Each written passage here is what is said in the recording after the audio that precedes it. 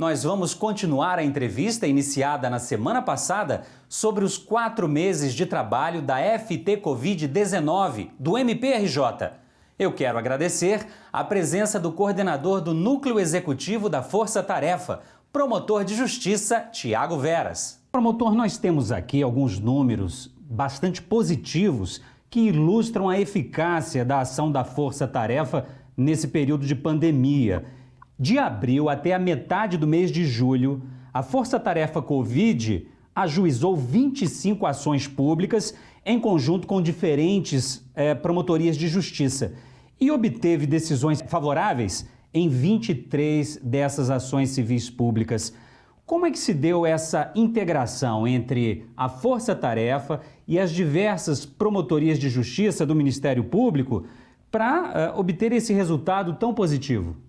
Toda a atuação e todas essas vitórias da Força Tarefa, elas foram decorrentes de uma atuação integrada e articulada com órgãos internos e externos do Ministério Público. A Força Tarefa, por si só, não conseguiria fazer absolutamente nada sozinha. E isso aconteceu também em relação aos promotores naturais. Quando o promotor natural ele pede auxílio para a Força Tarefa, ele atua na investigação em conjunto com os promotores da Força Tarefa.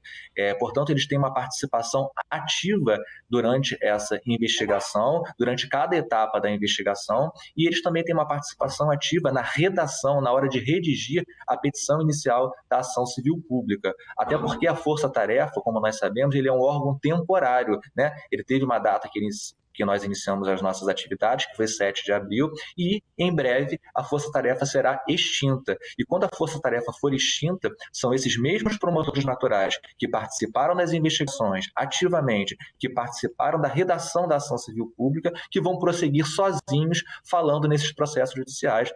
junto às varas em que eles foram distribuídos. Então,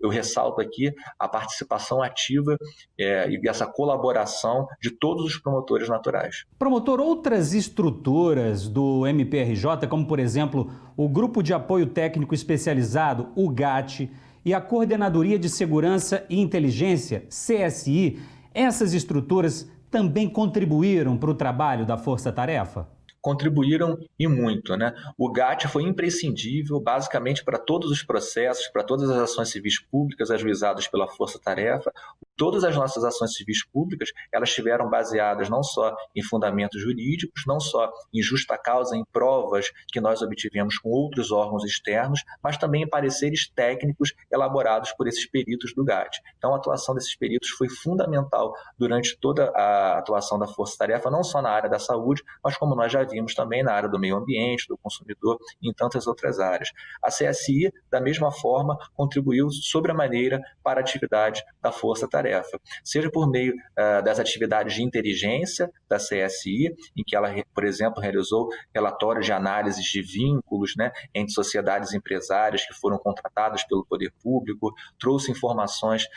sobre os contratos sociais, sobre os sócios dessas sociedades empresárias que estavam sendo investigadas pela Força Tarefa, como também a CSI através do GAP, que é o Grupo de Apoio aos Promotores, que são os policiais que fazem as diligências para o Ministério Público, também nos forneceu um apoio que foi imprescindível para essas ações. O Laboratório Inova, por exemplo, ele foi responsável pela elaboração de todo aquele caso sobre o fluxo do óbito, sobre o plano de gestão do óbito. Ele fez um mapeamento de cada etapa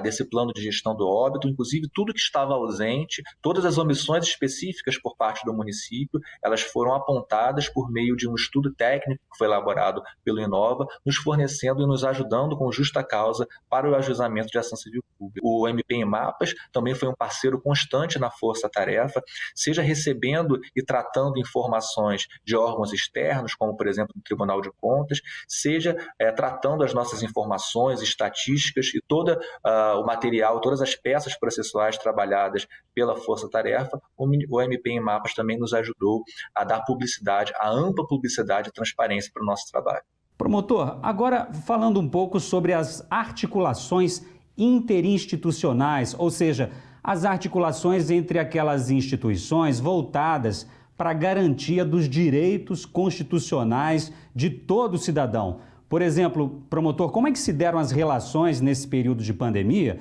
entre o Ministério Público do Rio de Janeiro, o Ministério Público Federal, o Ministério Público do Trabalho e a Defensoria Pública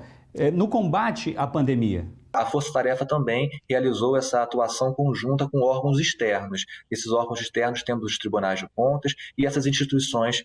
às quais você se referiu há pouco. Em relação ao Ministério Público Federal, eu posso citar um exemplo de uma ação civil pública que a Força Tarefa, representando o Ministério Público, ajuizou em litisconsórcio ativo, ou seja, como autora ao lado do Ministério Público Federal, em relação àquelas filas que a imprensa estava noticiando na Caixa Econômica, recebimento daquele auxílio, daquele benefício de R$600. Então, nós fizemos diversos pedidos para facilitar o recebimento desse benefício, inclusive para que não houvesse aglomeração naquelas filas das pessoas que estavam ali para receber aquele benefício, a que elas tinham direito, a que elas faziam jus. Em relação ao Ministério Público do Trabalho, houve também uma ampla integração, e eu cito aqui o caso do SAMU. Houve necessidade que a Força Tarefa ajuizasse uma ação civil pública contra o Estado do Rio de Janeiro e contra a sociedade empresária que ela foi contratada para prestar o serviço de SAMU, é o serviço de atendimento médico de urgência móvel, e, portanto, nós tivemos a preocupação de, ao ajuizarmos essa ação civil pública, aquela de natureza de improbidade administrativa, em que nós impedimos novos pagamentos já sabidamente superfaturados, nós fizemos um pedido também de tutela de urgência para que a sociedade empresária que foi contratada de forma ilegal, de acordo com as provas colhidas pelo Ministério Público, que ela continuasse prestando serviço até o término do seu contrato, que foi de 180 dias, porque a experiência nos revela que se a gente tivesse pedido só a primeira parte do pedido, ou seja, o não pagamento de valores superfaturados, e possivelmente essa empresária iria paralisar os serviços. Então, nós tivemos a cautela de não inviabilizar a prestação de serviço público.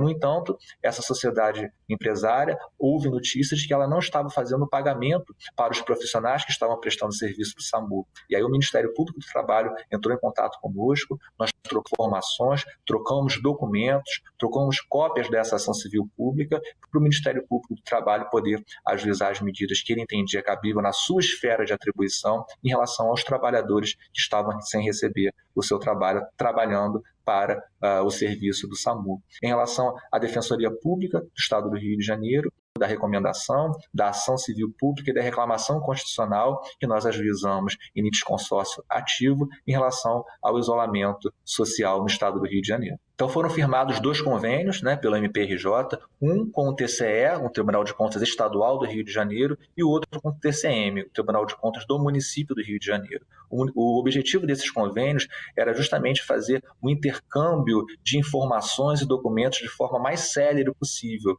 E isso nos ajudou a dar respostas ainda mais rápidas para a sociedade, de acordo com aqueles casos que foram considerados prioritários. Houve, portanto, um alinhamento de estratégias com essa definição desses casos prioritários e também com a preocupação a todo tempo de não inviabilizar a parte prestacional. Tanto o Tribunal de Contas do Estado quanto do município, eles verificam a regularidade desses contratos que foram firmados ou pelo Estado do Rio de Janeiro, ou pelos municípios que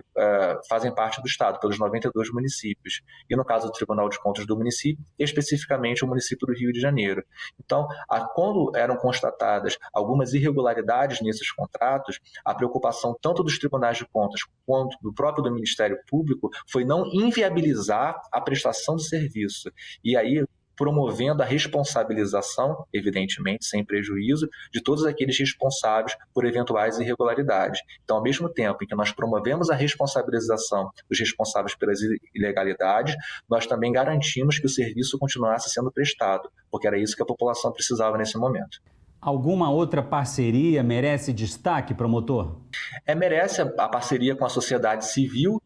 E aí eu posso citar a academia, as universidades, a UERJ, a UFRJ e a UF, atendendo aos ofícios que nós expedimos. Eles nos apresentaram notas técnicas, estudos científicos relacionados ao isolamento social, que foram utilizados em diversas ações e procedimentos da Força Tarefa. E posso citar também, na comunidade científica, a Fiocruz, que nos trouxe estudos preciosos com dados técnicos e científicos que também embasaram e nos ajudaram a tomar algumas decisões decisões, evidentemente sempre com caráter de complementariedade. Então, nós juntamos esses estudos que foram apresentados pela academia e pela comunidade científica com as demais provas que já existiam dentro dos nossos inquéritos civis, e aí podemos formar a nossa opinião e adotar as medidas extrajudiciais e judiciais cabíveis.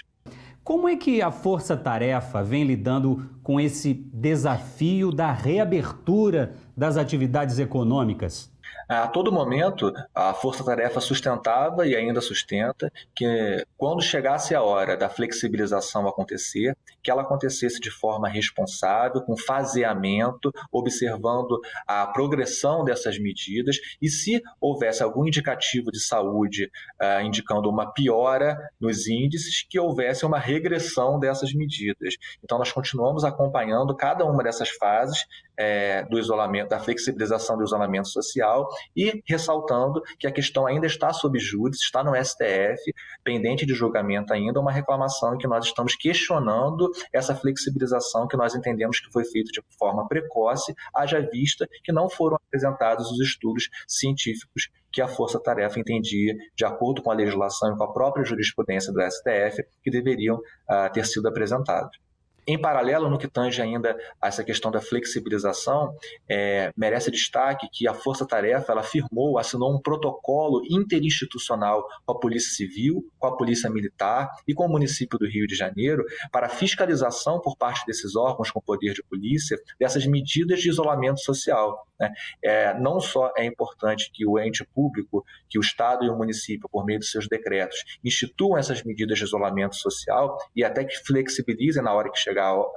momento adequado, como é importante também que haja uma efetiva fiscalização, porque sem fiscalização a gente viu que a taxa de adesão no momento inicial ao isolamento social estava muito baixa. Então, uma outra iniciativa da Força Tarefa foi a obtenção desse protocolo interinstitucional especificando qual era a forma de atuação e o que cada um deveria fazer, tanto a Polícia Civil, quanto a Polícia Militar, como os órgãos municipais, vigilância sanitária, epidemiológica, etc. E houve aí diversas reuniões também com a Polícia Militar, que merece o nosso destaque. Nós agradecemos também todas as vezes em que nós solicitamos a reunião com o secretário de Polícia Militar, ele compareceu, altas horas da noite, nós ficamos fazendo reuniões junto com o GAESP, que é o Grupo de Atuação Especializada em Segurança Pública,